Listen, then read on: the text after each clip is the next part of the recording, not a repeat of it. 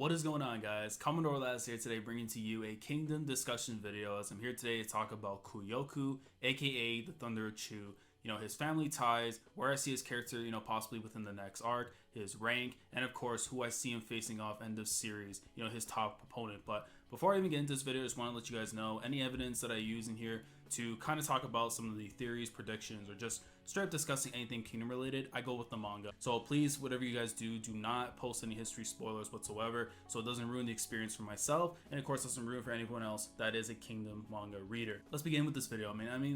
I've wanted to talk about Kou Yoku for a while, in regards to how much I see Shin in him. He's a delinquent, he likes to cause some trouble here and there, but of course, as we see now with Shin, he's matured, he's getting a little bit better now over time, and of course he's going to continue growing. But from when we see a Kou Yoku, he's I want to call him a bit of a prick. The way his attitude is, he likes flipping off people, he likes to, mess around with some guys, but I do still think he's going to be a very important character thus far in the story, and definitely within the next arc after the current stuff going on with Shin and Zhao. And I want to dive into how important he's going to be. So going with his family ties, I want to discuss about who I think he's related to possibly, and how he actually might have came in possession of the Bakuya sword, because ever since I've seen that sword, and I know people like to go on him and stuff, saying oh, he had this great amazing sword that can cut people, wounds can never heal, and yet we saw what happened with Toe, and well, it happened. But I've always wanted to know, how the hell did he get this sword? And it had to have been his family ties. So I'm going to kind of speculate on this a little bit. I know some people have probably thought about it as well, but I do think he's related to Koen and possibly related to Koretsu. Now, I don't believe he's Koretsu's grandson, because we do know from Karin saying that, he was never able to sire a child. So the only possible, person that I can think that can kind of tie all these people around together is possibly Koretsu's brother, the one that's the crazy brother we saw, he was chopping up all those people's heads and stuff. And it was stated that if this guy would ever become the king of Chu, the entire state itself would be run to the ground. The people would pretty much have to they would have to flee out of the country, the state. They would not have a chance to survive if this guy was the leader. But I do think, because he is still related to Koretsu, and we know with the Kou family and everything, I think maybe if he's not, if he's the older brother or stuff, or maybe the younger brother, whoever it is, to Koretsu, he might be the father to Koen and possibly the grandfather to Kou Yoku.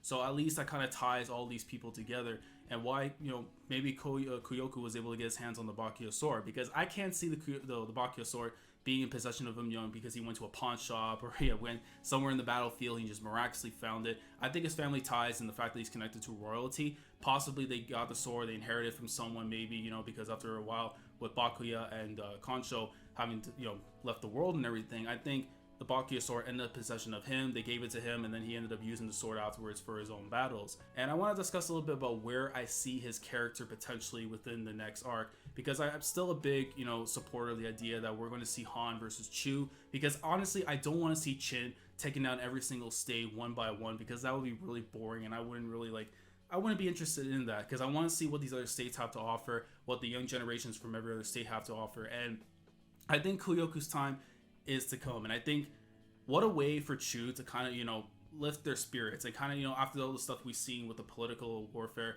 that's been going on, now with Rayen and Karin taking the top spot, the politics side, they really need to step it up on the battlefield. And Koen has already stated before that even though we have this vast amount of land, we do not have the full capabilities to use our military. But I think right now is the time to finally use that military. And I think going into the next arc, this is kind of where I'm going to go into this, where if you guys don't agree with it, just let me know in the comment section below. But I do feel like the gear is about to be broken. We've seen Shin, we've seen Moten, Ohan. They want to strive to be at least to the general level to get to great general level. I think Kou Yoku is going to break that gear. And the next time we do see him, he's going to be a great general going after Han. Now, I see it as a temporary role, because again, it'd be kind of crazy if he just gets this role and he just does what he needs to. I think Karin, what she's going to end up doing is pretty much, I'm going to give you this rank, temporary rank, great general, but I need you to be the one to take down Han. I want to see what your potential is, where I can see you potentially, taking down this state, and, if you are capable of being possibly the number 3 for Chu, because we do know Cohen's the number 1, Karin now is the number 2 with Kame's passing, so that means a third spot is open. And again, we don't know what their ranking order is. They're not like the 6 great generals like Chin, They're not like the three great heavens of Zhao, so we don't even know what their ranking system is. It could be like the 10 Commandments and have like 10 top guys or something. We don't, who knows? But I do feel like, in a sense, Kou Yoku could potentially hold a number 3 spot for now, just because, again, we see a limitless potential with him.